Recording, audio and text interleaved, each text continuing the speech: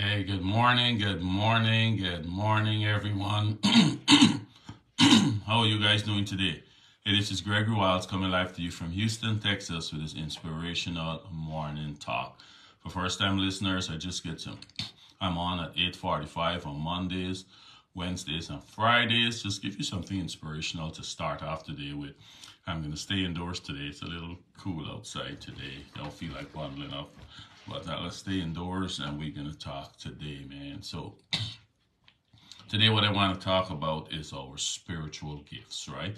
We want to talk about spiritual gifts. We always talk about, different types of gifts and all these big, huge gifts that people got. But I want to talk about spiritual gifts and what's the purpose of this and how we can use this to make each other better, right?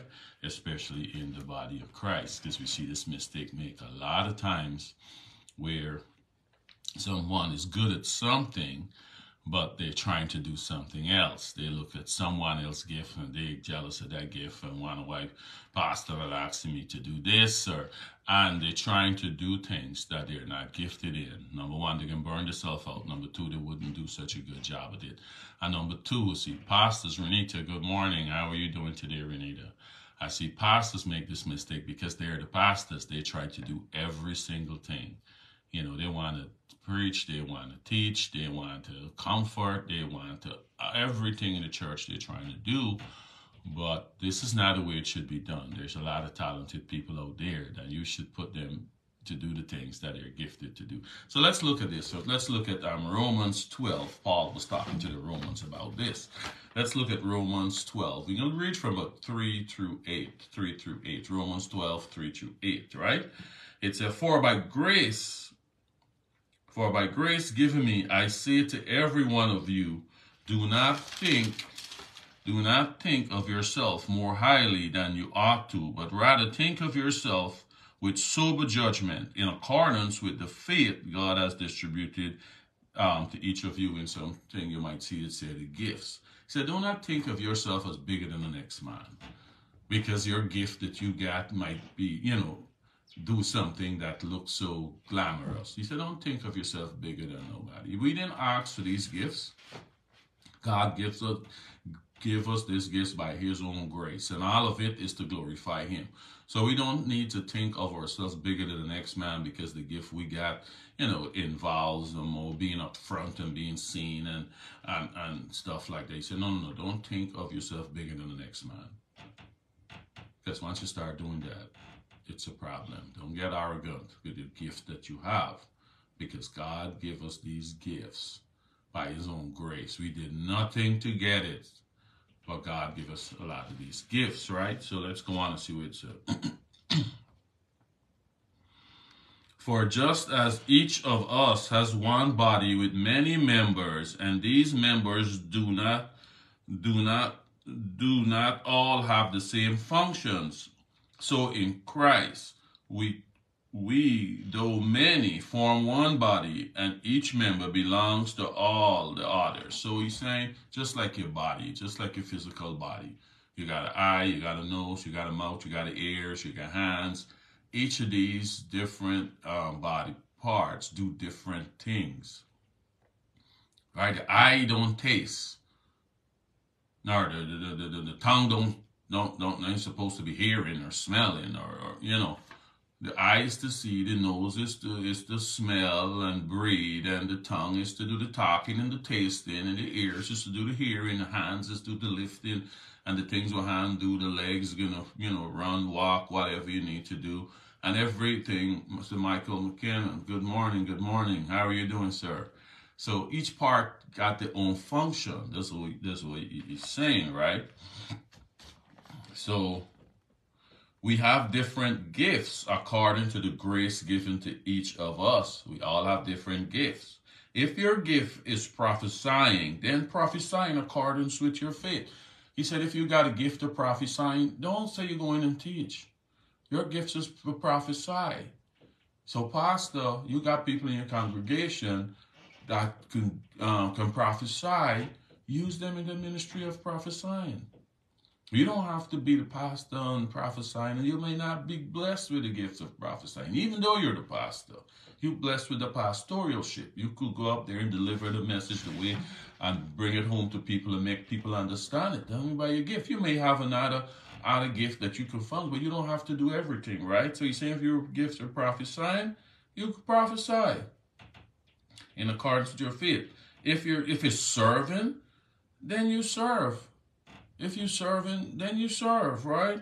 If your gift is teaching, then teach it, then teach. If it's so to encourage, teach. If your gift is teaching, teach. You teach the Sunday school, go and teach. Your gift is teaching. If your teacher's teaching, don't want to be serving, right? Go and teach. That's where your gift is. You got a Sunday school, you got these different Bible studies and all that. Go and use your gifts and teach. If it's given, then give generously. Some people, it is giving. They can give the time, they can give money, they can give, different things. If that's what giving is to you, give. Give generously. If it is so to lead, do it diligently. If it is so to show mercy, do it mercifully. So he's saying, use your gifts. And do you know, they got some simple things people don't look at, and this is stuff I was trying to tell some people. They overlook these gifts, what might look simple, but it's so valuable. They got some people, you got, like you grieving. You got some people that can comfort you while you grieving. That is a gift. Not everybody can do it. You grieving and you go to some man, let's say you lost a child, you lost your mother, you lost whatever, and you grieving and you go to tell some people, man, look, you just get over it. Yeah? You just lost your mother, so what? She was 90 years old, so what? I lost a brother, sister, mother, father, all in the same year, and I didn't you get over it. I make you feel worse about your grieving. But I got some people now who could comfort you, to tell you the right things, to calm you down. When you finish you've finished talking to the person or being in the person's presence, you feel so good. Mafe, good morning. Thanks for watching. You would feel so good after being in the presence of some people if you're going through some things and they can calm you and comfort you. That is a gift. Not everyone can do it, and don't overlook it. Don't overlook it. Put yourself in a place where you can use the gift to help people, right? So they got a lot of these small things here are gifts that we overlook. Guys. So Paul is telling the Romans, man, each one of us is just like the body parts. We got a function that each one of us need to do. And let's do the function that we're blessed to do. Like a Christmas time, I see it a lot. I watch Christmas here. We got these kids and you buy all these gifts to them and everybody wrapping and opening. We got a big trash bag and people got to, just to not make a big mess with all the gift wrapping, and then they get all these gifts in front of them. And then out of all of those gifts, people kill up themselves and buy and you think they need. And then they got one or two. They probably give about 10 gifts, 8 gifts, and they got one or two gifts to just hold on, and out of 6 to just push aside there and not even touching and using, right? And you feel like, man, you know what I go through to get this stuff? And they just push it aside and just hold on to one thing or 2 things, and that's it, right? And they'll make you feel too good. I know if you ever been in a situation, you buy a gift for someone, and and then they're using it, right? Just imagine how God feels. All these gifts He give us, and we're not using them, right? We're not using them to do the things that we need to do to make this world better, right? So, but I want to say these are the spiritual gifts, not these big major gifts where somebody could just, do, we're talking about the gifts that we call little, which is spiritual gifts that make the church, make your home, make any organization that you in function smoothly. So if you're a boss at your job, use your employees to their strengths. That's all they say. Use them to their strengths. And if you want to bring it home to how you can better your job, how you can better any organization you're in, use your employees, use the people around you to their strengths. Same thing with your gifts, right? If you know this person is good, You got to, they might work in the next capacity, but realize they're good with the numbers. They could be good in the accounting area. Hey, why not? Encourage them, talk to them, and see if you can get them in the area where they could be great at, where they could perform, where they could be the best person that they can be. Because they might be in the next area struggling, but they got great, their gift is in a whole nother area. And you can get them into that area, help them, and next thing you know, they come to be the chief accountant and doing a great job. But it was struggling in your area, struggling in your department, because that was not the gifted at, right? So I see this go on a lot. So guys, as leaders, we need to recognize the people under us and the gifts and try to use them in the same area. And if you already know you got a gift in a certain area, Paul is saying use it, right?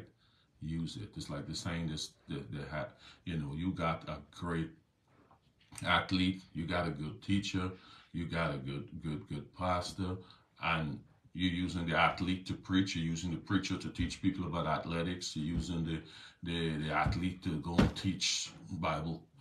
You don't get the best of what you need to get. So what we need to do, use our gifts in the area that we need to use it in. Just like Paul used the example of our body. Don't use the eye to taste. Don't put some salt in your eye and say, let me see how this stuff tastes, right? Don't use your feet as your hands. Don't use your hands as your feet. Though the gymnasts and stuff walk on their hands, but don't use your hands as your feet. Use your feet as your feet, your hands as your hands. Use your eye as your eye. And use each body part as it should be used to make you function better, right? So that's what he's saying with these spiritual gifts, guys. Use your spiritual gifts the way they ought to be used. If prophesying is where you do good, prophesy. And pastors, allow the people to use their gifts in your body, in the church, to make it better. You don't have to do everything because you're the pastor. A great leader is identifying these people with the gifts and putting them over these different ministries, or putting them in those different ministries to make it better. That's a part of a great leader.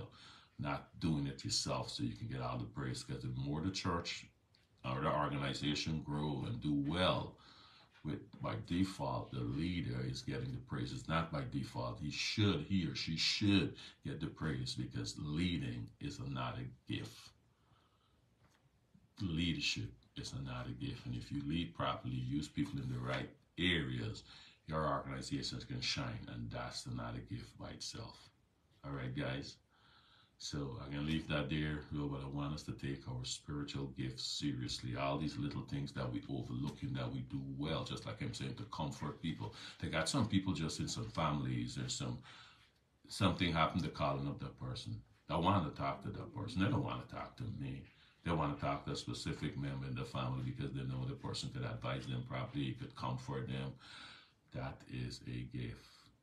People recognize that in you, they're going to call you for that. And then they might call the next person for, they got something to do with some law or something like that. They've got somebody else they might call who could, advise them in the area. All these little things are gifts, and we need to recognize them. Because if we don't recognize them as gifts, we don't treat them as special as they need to be treated. We overlook them and we start jumping and doing different things because we don't recognize that that's a gift we have. A little thing that we might say is simple, but it is actually a gift. All right, guys, you can read through this here and get some more understanding and do some more research about spiritual gifts, because that's a big topic and I don't want to go on too long. But guys, have a great day, and we'll talk again on Wednesday. Goodbye.